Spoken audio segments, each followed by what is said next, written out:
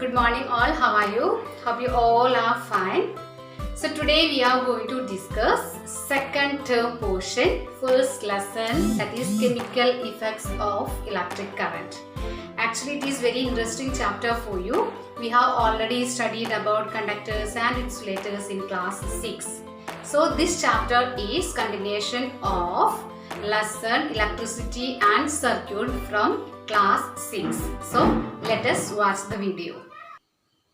We have learned earlier that the materials which allows electricity current to pass through it is called conductors, and the substances which do not allow electric current to pass through it is called insulators. And we have studied examples for conductors are aluminium, steel, copper, silver, gold, iron, that means metals.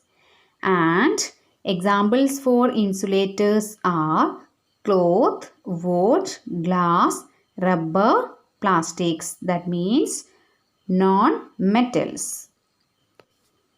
However, so far we have used our tester to test materials which were in solid state. Then what about liquids? Do liquids conduct electricity?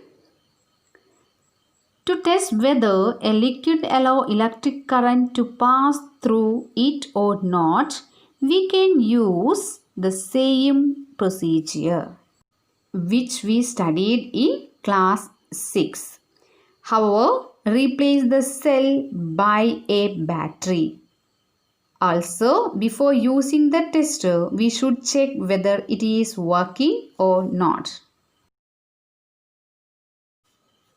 So here our tester is ready. So first we have to join the free ends of tester so as to complete the circuit.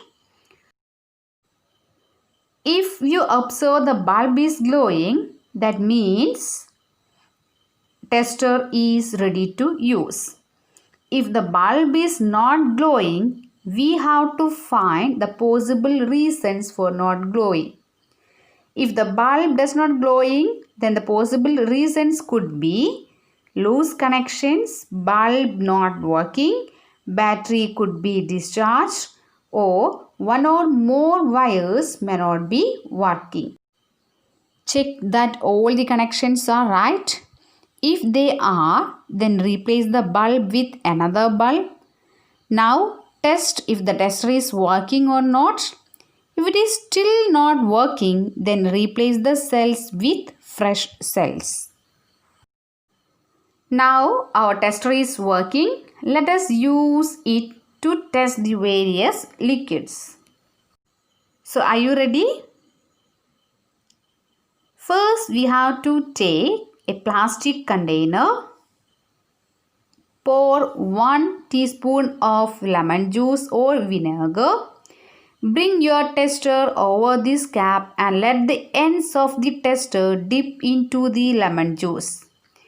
Take care that the ends are not more than 1 centimeter apart, but at the same time do not touch each other.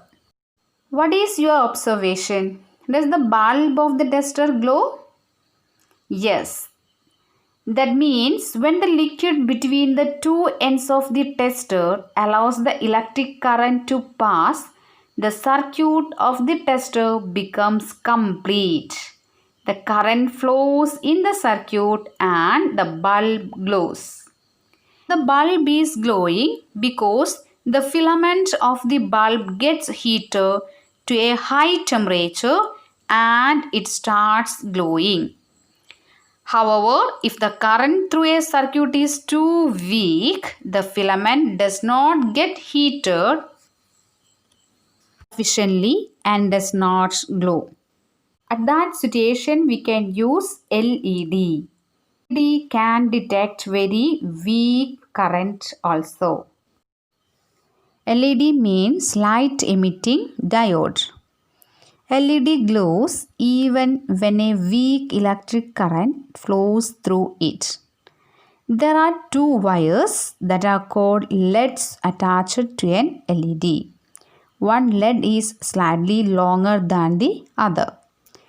While connecting to a circuit, the longer lead is always connected to the positive terminal of the battery and the shorter lead is connected to the negative terminal of the battery. Here is an activity for you. We have seen that lemon juice and vinegar are good conductors of electricity. The same way you have to find whether tap water conduct electricity.